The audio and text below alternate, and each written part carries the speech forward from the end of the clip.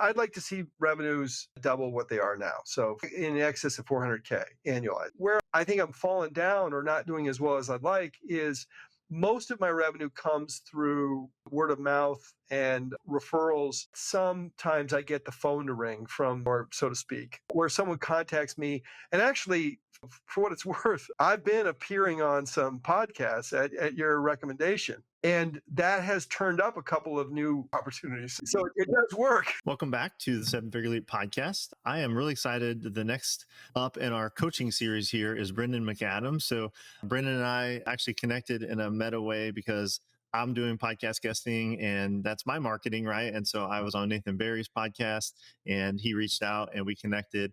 And we both thought that he'd be a really good fit for this series because he has a little different business model than a lot of the people that we talk about, and that he's got a very specific niche, really focused on B2B and enterprise sales. I think that's a really fun, unique challenge for a lot of the models that we usually use for marketing. So, Brendan, thank you so much for being here. And I'd love to give the mic to you for a couple minutes. You want to give us a little background on enough for us to understand sort of the context of the business that you currently run at Kiinetics. I'd love to hear it. It's a pleasure to be here, Dustin. So just by way of background, I've been in the enterprise sales world for a long, long time, probably longer than most, since before your listeners were born. And so a lot of enterprise sales in the telecom and then Wall Street and then healthcare for the last period of time. So then I went out, I worked for United and what became WebMD. And so in that space, and then went out in some smaller companies and then went out on my own doing sales consulting, a fractional sales rep in some cases. And then that turned into more CRO work, fractional CRO, and then just more consulting. And then I then transitioned to full-time sales consulting for health tech companies. And that's what I do now. So I work with health tech companies that are looking to sell to health plans and health systems and pharma, large provider groups, that sort of thing. But a lot of the stuff that I do is translatable to B2B in general. So a lot of the same practices and so forth apply, but I've tried to niche down a little bit and focus specifically on health tech.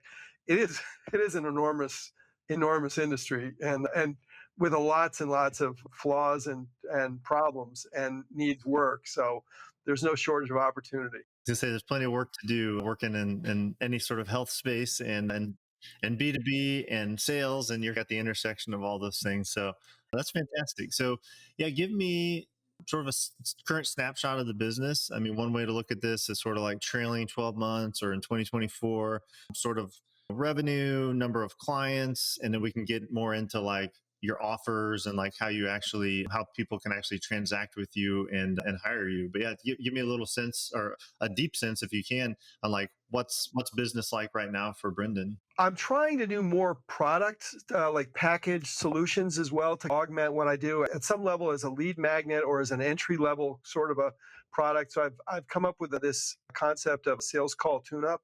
So that a founder or an early stage company or an individual sales rep that says, "Hey, I want to get more of a breakdown on what I'm doing wrong or what I could be doing better and so forth." And so that's a package product so I'm trying to do more around making that drive awareness for that. And so I've been doing that, and that's had some really good uptake, and people really like it. And it's a great way to test me out and see if they want to do more. And then I have some other products on top of that, like more consulting, more training modules that I do for companies. My customers, as way of background, are health tech companies typically that are selling into health plans and health systems and other large organizations. And so I'm typically talking either a founder or a sales team or a VP of sales, and so it's a combination. It tends to be a lot of more custom consulting, but I'm trying to do more of augment that with some more packaged things that someone can say, "Oh, I need that," and it's $1,500 or it's $2,500 or that sort of thing. And so now to give you some idea in terms of numbers, it's been a lot of consulting and engagements, and so it's in excess of 200K in the last trailing 12 months, and that's been consistent over the last several years. So I don't have a real shortage of revenue. I mean, I'd like to obviously would love to generate more revenue, but where I think I'm falling down or not doing as well as I'd like is most of my revenue comes through word of mouth and referrals. Sometimes I get the phone to ring from, or so to speak, where someone contacts me. And actually, for what it's worth, I've been appearing on some podcasts at your recommendation. And that has turned up a couple of new opportunities. So it does work. I like to hear that. That's good. And Brendan is not a plant. I did not know he's going to say that, but no, that's really good. But anyway, just to wrap up, but I'm not doing a particularly good job of driving awareness. Whereas once I get someone on the phone and we are in a Zoom call, I do quite well. But it's not like happening automatically. Which makes sense. You're an expert at sales. So that hopefully when you get people on a call, you're good at the thing that you teach others. That's good. I want to drill in a little bit for my own benefit and for anyone listening. So when I first heard health tech sales, B2B enterprise, I'm like, oh, he's selling to the hospital systems. But it sounds like you're selling, like you're helping the people who sell to the hospital system. So it doesn't have to be a brand name or anything, but can you give me a specific example of like a client or a product that you've helped, so that we can understand who these founders are who are actually paying you to help them? Yeah. So without naming specific customer names, just because we may talk specifically about like stories around them and so forth, but like revenue cycle management companies in the healthcare world, revenue cycle management is on the billing side. They're the ones that are helping to drive billing and revenue generation on behalf of a hospital. And so usually they turn to third parties, outside companies, to come up with solutions to do a better job of that. And I've got a couple clients in that space right now that are so their sales team is calling on health systems, large health systems of a certain size and larger. And in that case they can deliver a 6 or 7 or 8 ROI on any investment they make, but they're struggling with how do they message and how do they overcome certain obstacles.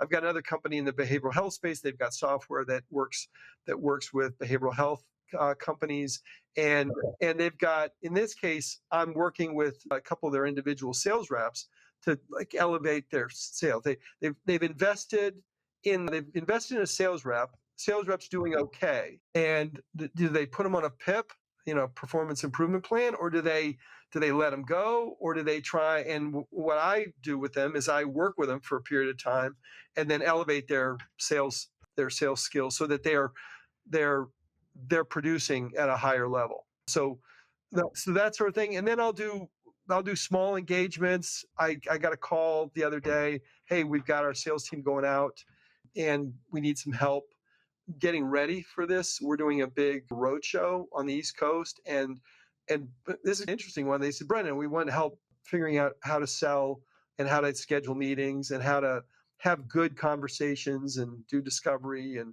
make the most of this roadshow that they're doing. So I'm spending some time consulting them. Again, a lot of consulting. Yeah. And so of the like 200K, I know you're trying to do more what I would call like productized services, where it's like, I'll help you with this one specific thing. It's a promise for a price and it's very specific. Most of your revenue is coming from consulting, which I guess the way that I think about that is it's custom engagements. It's like, what do you need? There's a proposal.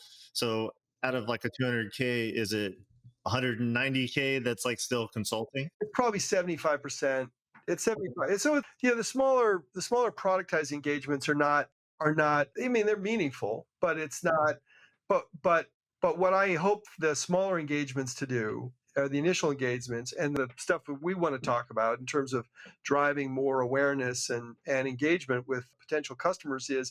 That's the sort of stuff that turns into larger sorts of opportunities. And then you may have suggestions for me in terms of what else I might do in terms of more of a recurring revenue basis. I don't have a lot of that. And do I do some sort of community thing or that sort of thing? Very good. Yeah, you're reading my mind. But so let's talk a little bit more about your ideal client profile. So I understand, it sounds like some software as a service, they have recurring revenue. It sounds like a lot of your clients invest in the sales activity because they're individual transactions end up being large over the long haul. But when you think of the people you're selling to, what's the size of company that they typically represent? I do some work with founders and small startups, as I mentioned, and I've run an accelerator, and I do a lot of mentoring for other accelerators. I'm doing some stuff with Techstars and that sort of thing.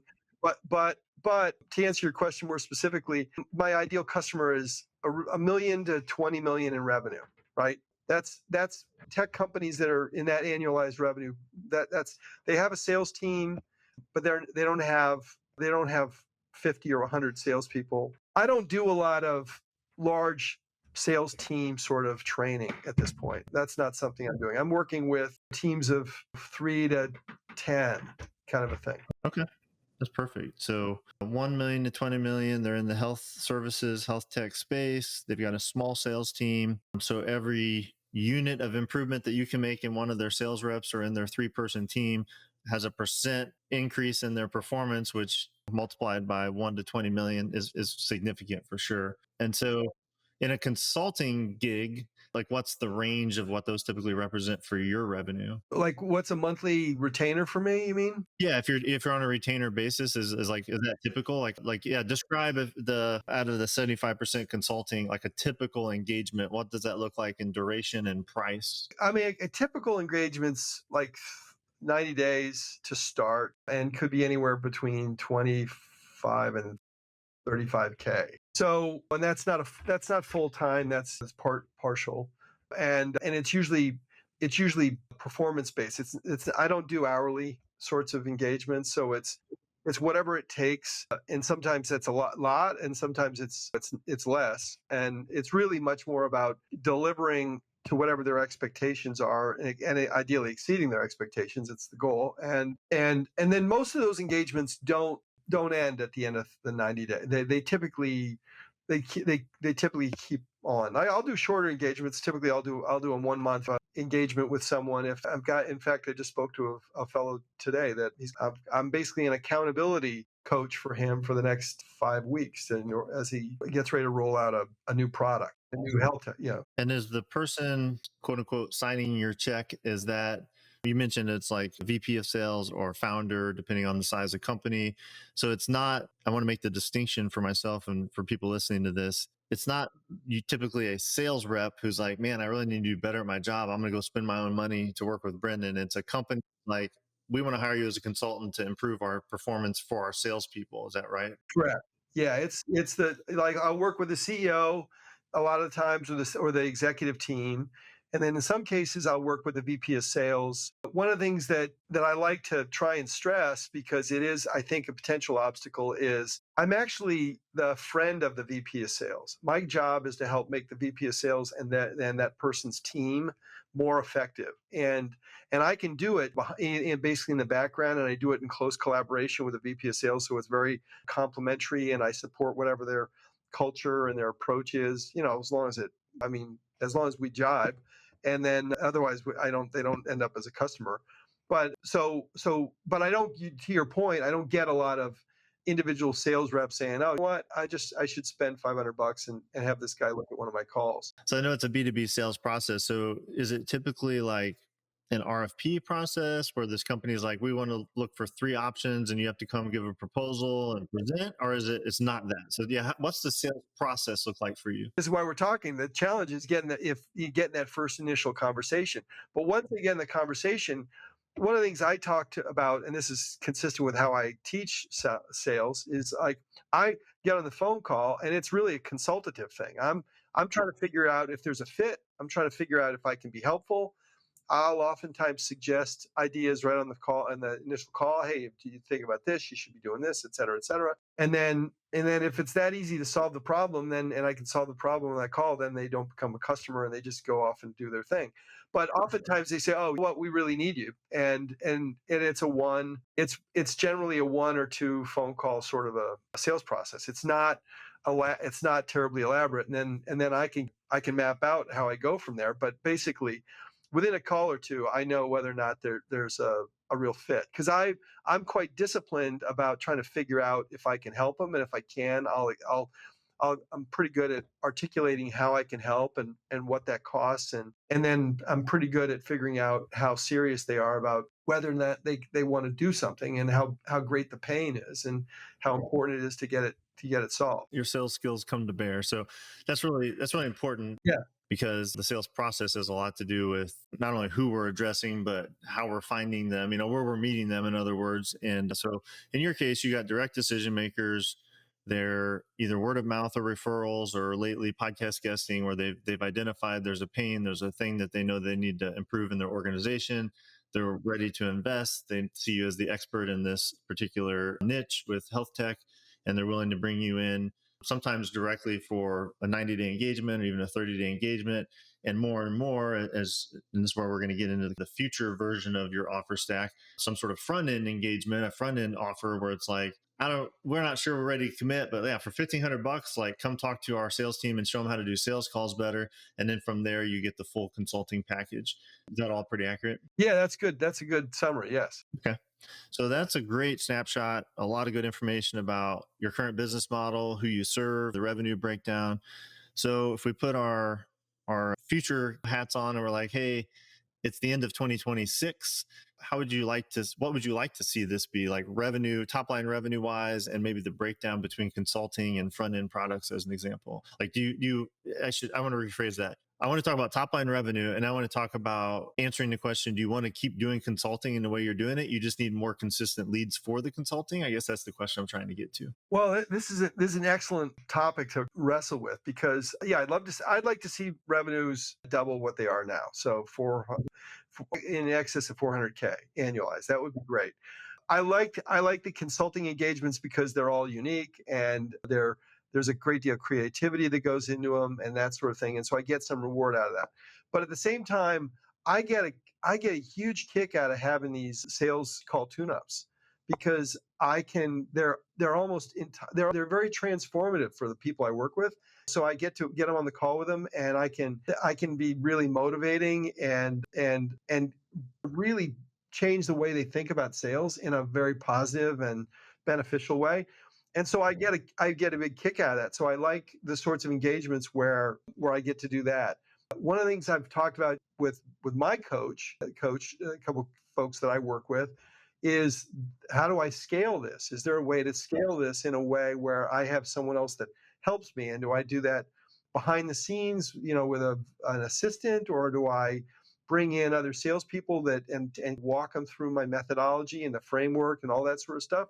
Or, like, what options, or do I do something in the way of a community, and then to scale it in that way, as opposed to a course, generating a course, for example. Yeah, I think I want to jump right into it. I'm trying to be patient because I do have some pretty strong thoughts on sort of the offer ladder here, and some things you could improve. Yeah, yeah, yeah. We'll definitely do that. So as we talked about 1 year, 400K in revenue, based on what you just said, is it safe to say it's just you, or do you have any sort of like virtual assistant or anything on your team? I have a VA that works with me and helps me, and then I outsource certain other stuff. Like, I've got some video production that I'm now doing, so I'm starting to do some more content, these short form instructional videos that I'm going to post and use in my newsletter and things like that. So you do have. Yeah, but to be clear, I'm understaffed. It's basically you're buttering all the bread. Like, you're the one fulfilling all the services. You're largely doing your own lead generation with the help of a virtual assistant to help with some of the content marketing, video, newsletter content. But I know you've written books and you've got your own podcast. So you're doing a lot of activity and we're going to obviously get into a marketing plan here shortly. Before we do that, we'll get more into the offers, but just, I want to get that snapshot of where you're at, where you want to go. You said understaffed, so it sounds like you would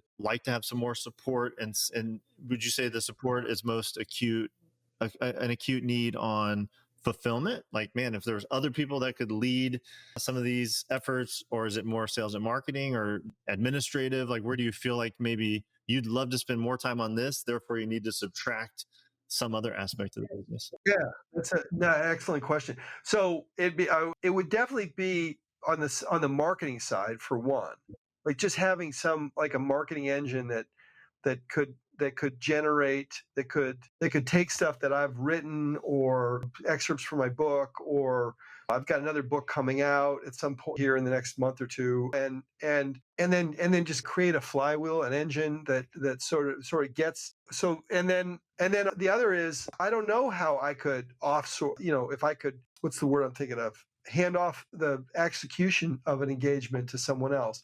It would be cool if there were a couple other people that if I could find, I could probably find significantly more consulting deals and training deals and truthfully, these sales call tuneups, I could teach someone to do them, and to some degree, maybe even use AI to a greater degree to assess them on the front end and so forth. and or do them in a group format where even if it's you've got 10 or 20 people receiving the benefit instead of one at a time, right? There you go. Yeah. Good. Okay. Well, that's really helpful. So you like the fulfillment. It sounds like there's probably some low-hanging fruit in your team structure, which is less my area of emphasis for this call, but administrative help, some marketing help. Sure. And it could be a marketing person. I think honestly, it sounds more like a marketing system that is fueled by your expertise. And you've heard my Nathan Barry episodes. You know where my mind's going with this is like, if you were showing up and being the expert in written format, speaking engagements, podcast guesting, and there was a defined system, whether it needed a human or not, that generated leads from that. Like, you like to teach, I can tell, because you write and speak and have a podcast and all those things, and you like to fulfill, but if the fulfillment was less irregular, less custom in many cases, and with just a more consistent flow of leads, like that sounds like a healthy $400,000, $500,000 business that you could lead. Fair? Oh yeah, for sure. Yeah, let's talk about the offers, and then we'll talk more about the marketing. I mean, it sounds like consulting will continue to be that sort of 80-20 revenue generator, but in other words, you could fulfill more consulting if you just had the leads coming and going through some conversion mechanism. So there's the front end, which you've been working on. There's the core, is what I'll call it. And that's the consulting. That's still going to be 60-80% of your revenue, most likely. And I think a missing piece that you've identified that's really valuable to your clients and good for you would be some sort of continuity income that's a subscription based, sort of like ongoing income that's very leveraged, meaning it doesn't require a lot of units of your time to deliver the result. So I really like on the front end what you've started doing, like selling one-off sales call tuneups. Right now you're doing that one-on-one, and that's fine, but I think like those could easily be in a group, right, where you have a certain framework and you're leading everyone through the same teaching. And then maybe you do breakouts or asynchronously do reviews of their next sales call or something as part of that package. But I think there's a lot of leverage to be done with leading with the sales call as like the niche thing that you really want to lean into first. You do those at $1,500 a pop, $2,500 a pop. Like, that's significant. It more than pays for your time to do that. And like you said, that leads naturally into that core offer of like, hey, I'll help you with your sales call. That's one part of a entire system to optimize your sales. Let me work with your team. Let me come do a workshop. Let me do my thing. And one of the, I think, things you could be looking at in the very near future on the continuity side, you mentioned, I wrote these words all next to each other. You mentioned accountability. You mentioned coaching. I mentioned group. You mentioned sales call tuneups. I think there's a real opportunity here for especially clients that you've worked with, whether it's just in a sales call tuneup or it's in a consulting gig, where you say, hey, for what, I don't know what the right price point is offhand, $500 a month or something, you can be part of this ongoing sales accountability group that I run. And so your reps will get a regular audience with me in a small group setting. I will be available to review their sales calls. I'll be available. It'll also be a peer-to-peer network, and that they're learning best practices from each other and sharing experiences, because that's community. Like, when I think of your business model, I don't think of community in the sense that you're going to have 20,000 sales reps and it's like an association, but more almost like a mastermind, where it's like, hey, this ongoing support where you're in Brendan's inner circle and you get my ongoing, maybe there's a monthly or biweekly call that you're teaching them something new, answering their questions like in office hours. And then there could be some asynchronous support where, hey, once a quarter you get to do a one-on-one with me, or once a quarter you get to submit 3 of your calls and I'll evaluate them through my AI and human lens and give you feedback. So because I think accountability and continuing to hone their craft and having someone to look over their shoulder and be there for them is a huge value add for a sales rep. And I think a company would be wise to invest in that because it's like a continuing development. So how does that, and there may be other elements in there that I'm not aware of. How does that feel? No, that sounds really smart. Yeah, no, I like that for a couple reasons. First of all, you could have them of a certain size, and if you get enough people, you just have a second one. And then also, I could run it in such a way that I could bring in a more junior person that would be in that and co-coordinate it. And then over time, they would just run it, and I would appear on an ad hoc basis, but it would be their group at some point. And you could do this over and over. You get to a critical mass of eight, maybe it's 6 people, so that or 8 people or whatever the right size is, and then you just keep creating new little groups of those, and then you could even put them in complementary industry so they're not competitive. No, that has real potential for me. Yeah, there's different forms of that, right? Like I like what you're saying, where it's almost like an accountability pod that has a leader, a moderator, and I think you could actually source the leadership from the membership. So in other words, you get a group, you lead the first group, it gets up to 8 people, and then you're like, Joe is really crushing this, he's really good at it. And you tap Joe on the shoulder and be like, would you like to be the leader of this group? I'll comp your membership or I'll pay you, however that stuff works with their company's policies. And then he's sort of the ringleader, but once a month or once a quarter, whatever's appropriate, all the groups come together and Brendan is there to do the full opportunity. Eventually as that grew, that could have some in-person events and stuff like that associated with it, like retreats and sales summits and stuff like that. But because then it gives a natural what's next after every consulting gig. Like, hey, I did the thing you wanted me to do. We've improved your performance. What I know as someone who works in this is there's going to be decay. Like these guys I've been looking over the shoulder. They're optimized in a sense, but like if they're left to their own devices, this is going to fade, and AI and the industry shifts and there's new trends and all that. Like they need ongoing support. And that's why I'm just throwing out 500 a month, but like for this very reasonable price, the company can enroll their salespeople into one of these accountability groups, and they're getting the best practice. They're getting peer support. They're getting accountability. They have a channel to access your expertise as needed, and that would be a very scalable part of your business, right? And eventually, maybe when you're ready to not do consulting, that could be the business. Is like, hey, I run sales training and accountability for health tech. We put people in these really cool pods. I lead it. I provide the structure, and that's a very scalable part of the business. It doesn't need to happen tomorrow in the sense that it needs to become the 80-20, the 80%, but it could eventually become the 80% and replace consulting as you want it to. Because you could easily go from sales call tune up to accountability pod and not even do consulting if you had enough volume of those like more scalable, repeatable processes, right? Yeah. And if I could just jump on that, I do a lot of like training sessions and recordings, and that library of stuff could be one of the assets that they would have access to as a result of being in this community. And because it's very health tech specific, I could do a fair amount of rather esoteric and very specific targeted training about this is how you sell to a hospital, this is how a hospital is organized, and that sort of stuff.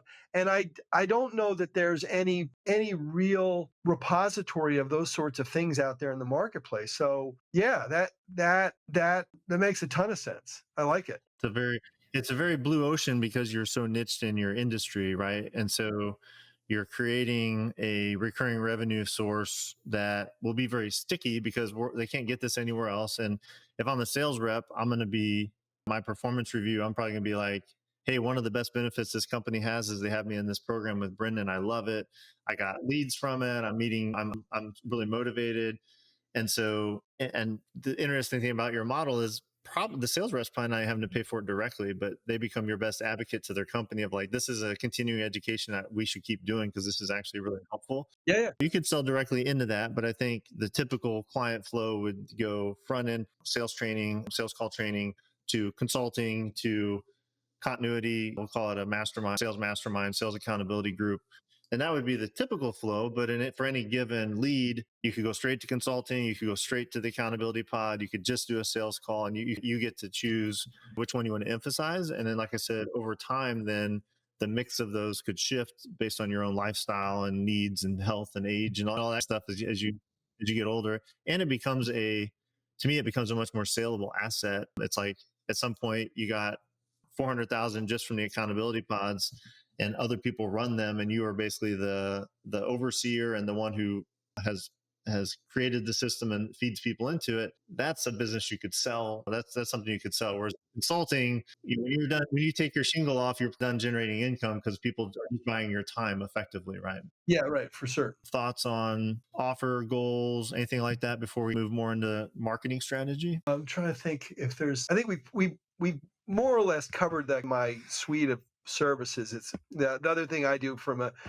maintenance standpoint. I'm starting to sell is, hey, I get to coach these people for a certain period of time, and I can see common patterns of where, hey, this is something the whole team needs to learn about. And so I'm now starting to do, hey, here's some maintenance sales investment, if you will, or sales enhancement program for you over the next X number of months. And so that's another form of recurring revenue. But again, it doesn't scale the way the community idea does that you've outlined there. I like that. Yeah, that's a good, I like to have like a core product ladder like we just described. And then you can always take one off. If someone wants to pay 50 grand to come do a VIP experience in their company, I'm sure I'll do that. But like, doesn't mean it has to be the normal path for people.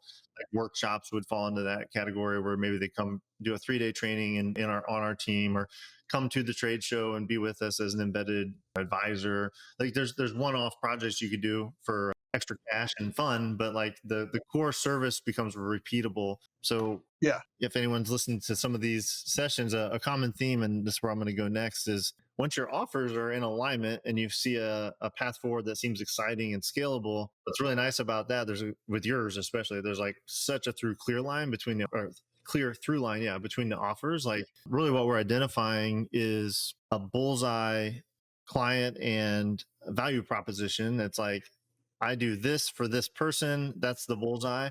And then as long as you're on the same target, you might pick up some residual sort of opportunities. But if you're like, hey, I'm Brendan, I help healthcare or health tech companies selling into these health systems improve their sales process so they can increase their revenue. The typical first step for that is this sales call tune-up. Like that's just a consistent message. And so once we know our bullseye, then marketing becomes a lot easier, right? It's like, okay, I know exactly who I need to reach. I know what they need to believe. And then I can start to identify how do I reach them and with what message. So clearly part of this marketing strategy is going to be podcast guesting, not only because I'm prescribing it, but also because you've already had some success. So I'd love to let you talk for a few minutes here. What has worked with podcast guesting? Is there certain topics, certain sort of types of shows that you've found that you've gotten some clients from that we could focus on? Well, yes. Let's see. So I was on Josh Spector's, and that Josh and Josh, which is not health tech specific, but he's got a good following, and we had a good conversation. And I've been on a few other since. In the last few months, I've started to get on more podcasts. So I've been on Christy Bridges, and I've been on medical sales podcasts. So I'm trying to go more health tech specific, and really talk to people in the health tech space. And so I've gotten a couple. So I've gotten one from Josh. I've gotten one from one of the medical podcasts, and then I got a recent one through a LinkedIn Live. Perfect. Yeah, which is just another version of podcast guesting, right? So yeah. So what was the topic on those? Were they all the same topic that you focused on teaching? I talk about sales. I talk about sales from the perspective of the healthcare industry. And so there's some very unique characteristics about healthcare versus, say, selling into other verticals. And that they're complex, and they tend to be very, very collaborative sorts of sales process. They're very risk averse. They move very slowly. There's a lot of regulatory components to it. There are a lot of moving parts that make it more complex. And you have to understand a lot more of the how the machine works in healthcare, reimbursement, how patients behave, how physicians think, how nurses think, how risk managers inside inside health plans think, all that sort of stuff. And so I spend time kind of breaking that stuff down. It gets a little wonky and very industry specific, but that's But that's necessary in my line of work. That's great. I mean, that is, I know it's technical and maybe it sounds dry, but like that's what makes people effective in this industry at sales is understanding the machine, as you put it. I think that's a really good way to put it. It's unlike selling almost anything else because you have to really understand, like you said, the doctor, the CFO, the insurance, the nurse, like all these people that have a role in decision making and in not only just decision making to purchase, but in making it successful after they purchase, so they stick around and want to keep using this service or whatever they're selling. Yeah. So that makes a ton of sense. What if I could jump in a little bit more? I mean, one of the things that I find is discovery in the sales process. Discovery, understanding what your customer needs and what their priorities are, and what their challenges, what they're up against, those sorts of things, and being able to uncover that stuff is incredibly important if you're going to figure out whether or not there's an opportunity to qualify it properly, and then also how to communicate that with that. And the thing about that is in healthcare, just like in manufacturing or telecom, the questions that you need to ask are very specific, and you have to understand things in a very specific, industry specific sort of way. And the more that in healthcare, the more that you can understand that stuff effectively, the more you convey a level of expertise, and the more you can that you instill a certain confidence in them, in the customer, that this guy knows what he's talking about, this guy can help me. The insider language is really important to impart on them. Yeah. So I spend a lot of time, that's these in the podcast, that's what I end up kind of getting into. One of the things we like to do in our program is get that signature talk or that signature story, that signature framework that you want to lead with. Maybe you have one. We don't have to get into all the details for the purposes of this discussion, but it could be as simple as like the 3 questions you have to ask on a sales call to increase your close rate by 50% in the health tech industry or something like this like repeatable system or framework or thing that everyone's like, they listen to it and they're like, oh my gosh, that was super valuable. And you're like, and by the way, this is like 5 or 10% of the equation. There's a lot more to come. And that's why you should go read my book or whatever that next call to action is. So that was my next question though, for these podcasts and the ones that have converted into clients. What has been your call to action? What have you told people at the end of the interview to go do that has led them to come in and hiring you? I wish I had a better answer for this. This is the most common answer, Brendan. It's not a problem. So yeah. Right. So I think what at the risk of trying to sound humble, but I think what comes across is, oh, he knows what he's talking about in this particular space, and I like his style, or some of the things the way he talks about selling resonates with me. And I don't know that the call to action that I've not had a good consistent call to action. Like I've not had you said like a core message, a core message for podcast appearance. I don't know that I don't know that I've done that. Like I said, the most common answer, I mean, that's definitely something we help people with. But the good news is the signal here is even without necessarily like a super well thought out story arc and like and design of the interview, and even without a clear call to action, you've gotten clients from sounds like most of the recent appearances. That's awesome. So that speaks to the fact that long form educational content is your jam. It actually like is the magnet that gets the right people to listen to you. And I think you could double your effectiveness, your conversion rate with just adding a really clear call to action, making sure there's like a keystone story that really hits them emotionally about why this is a pain they actually have and agitating. It's like doing the thing you have to do on sales calls and making a podcast interview both educational and helpful, but persuasive, and like using a steady, consistent framework and a consistent call to action. And you've already written a book, you're writing another one. You have more than enough things to choose from for what that call to action would be. And obviously you said you have a newsletter. So you have like all the foundational pieces to build upon the system that you opened with earlier. Like, man, if I had either a person or like a marketing system that just constantly generated the leads, like, and now we've got better offers to send those people through to make this a more scalable fulfillment. I mean, I really think, yeah, I think if you did one podcast a week and it was and your role was simply to show up and do the interview, and the system or the virtual assistant was making all the things happen to get you on the show and making all the things happen to get them into your sales process and get them on a call with you, since you're really good at that part, that would probably be the lead you need, was just being on the right shows with the right story and the right call to action on a consistent basis with very repeatable systems, either through technology or a virtual assistant running all the stuff outside. So you don't have to think about that part. You just show up and do your thing, and then you take sales calls, and then you make money.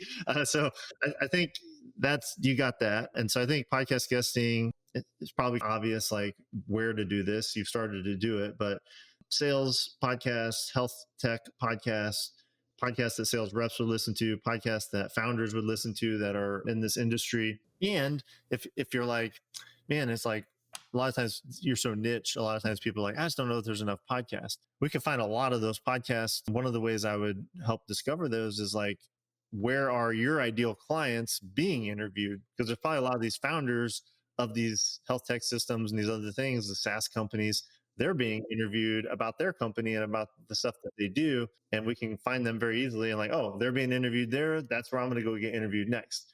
And so you not only know that it's the right environment, but every time you're interviewed on one of these shows, all these guests who are your potential clients, you now have a warm, open connection to them to get them into your sales process. So personally, I think there's a plethora of podcast guesting opportunities. And if you go a rung out from that, we have things like LinkedIn Lives or other sort of educational based partnerships where you're doing workshops or speaking at conferences. These are all sort of like the same strategy, but just with a slightly different package around it. So I'd like to spend the next like 5 minutes as we wrap up. I think podcast guesting, 100% winner. There's some tweaks that we can make there, and that'll be off to the races. I also like to think through like strategic partnerships. So you mentioned you get word of mouth and referrals. Usually a lot of times those come from clients, but they can also come from centers of influence who serve your ideal client, but in a different way.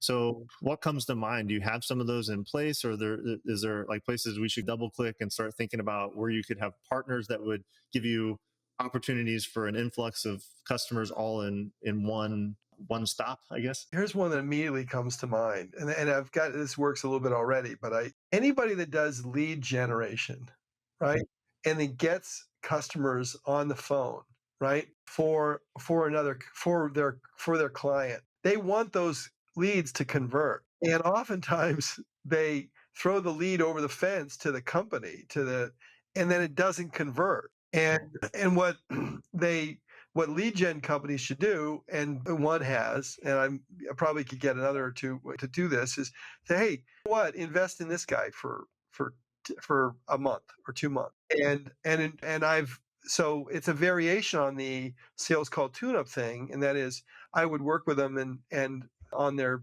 as they get leads, prep them for the lead. In some cases, hey, here's and so in the beginning, can you eliminate some of their bad habits before they start, and then also assess the calls, and then build them up, motivate them, and also teach them more about process, about discovery, about how to qualify, how to determine whether or not there's a fit, those sorts of things. So the way you described that was definitely something to explore, and that's a little more of an embedded partnership where it's like this lead gen company trusts Brendan, and you're almost like a part of the team.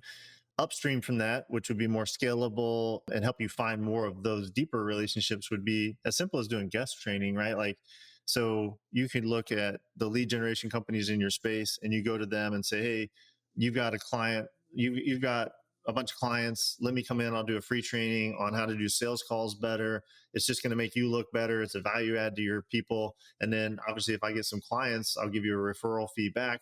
And it doesn't take from them. And in a sense, you should also be able to send them referrals, right? Because people come to you for sales problems and you're like, hey, we fixed it. If you need more leads, I really like this other company that I've done some partnerships with. They're really good at lead gen for this particular like hyper niche thing. So I think that lead gen seems like an obvious one where you could do guest training for them. Can I just clarify? Am I doing guest training for the lead gen company, or am I doing it for their customer? The way I'm envisioning it would be the lead gen companies like, hey, all of our customers, this month we have Brendan coming in. He's going to do a guest webinar, guest training. So it's a value add to their client base. There's going to be people in that pool that are like, we really need help. This company is giving us the leads, but we do need this help. So their clients are the ones hiring you, and then you give a referral fee back to the lead company for featuring you as an expert on sales conversion. So I think there's that. There's like an infinite probably number that we could, if we sat down and mind map this with like, who else serves health tech companies? It's like insurance regulation, finance, I don't know, but like they have a pool of clients who are these founders of health tech companies who have all this stuff that they spend money on, and you're just like a featured resource, right? And then when you have this community of the accountability pods, like maybe you return the favor and you're like, hey, why don't you come talk about lead gen in my sales pod, because I don't do lead gen, I just do sales conversion. So that when I think of strategic partnerships, it only takes a couple of those to really be a major source of leads. And one of the best ways to find those opportunities is through podcast guesting, because those people also listen to those same podcasts because they're in the industry. And like I said earlier, if you look at the guest list at some of these shows you've already been on that are industry specific, and you're like, oh, wait, like Jill owns a lead generation company and she seemed like she really knew what she was talking about. I'm going to go reach out to Jill and see if we can do a partnership where I could come do some guest training for her client base. And one way to reciprocate that is through referral fees. Another would be to let her do guest training for your client base if that was appropriate. Yeah, I like to think in terms of, if you get into just an easy mind map of this, is like every week I'm on, you know, and you could do more or less, but like every week I'm on a podcast. That's real easy. I show up for 30, 45 minutes. I've got my signature talk that gives me a consistent baseline of leads. It develops a ton of new relationships. There's a lot of great momentum because you're creating that flywheel.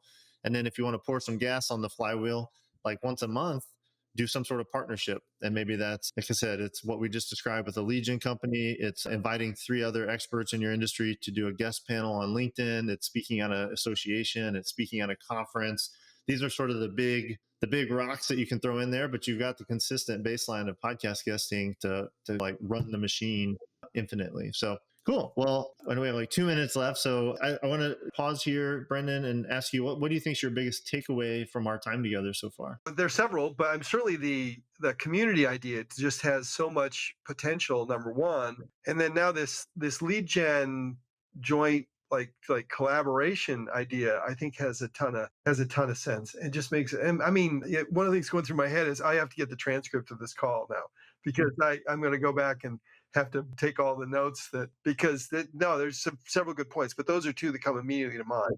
Yeah, maybe we'll work together at some point. We can build this flywheel for you, and that'll make it all easy. You don't have to take notes. But I this is really fun because I love to like get into these niches. It's like B2B. People are like, podcast, you can just go on there and sell like low dollar meat sticks or whatever, like my story, right? But I'm like, no, there's applications of the same strategy for all levels of market, right? And I love your openness and transparency.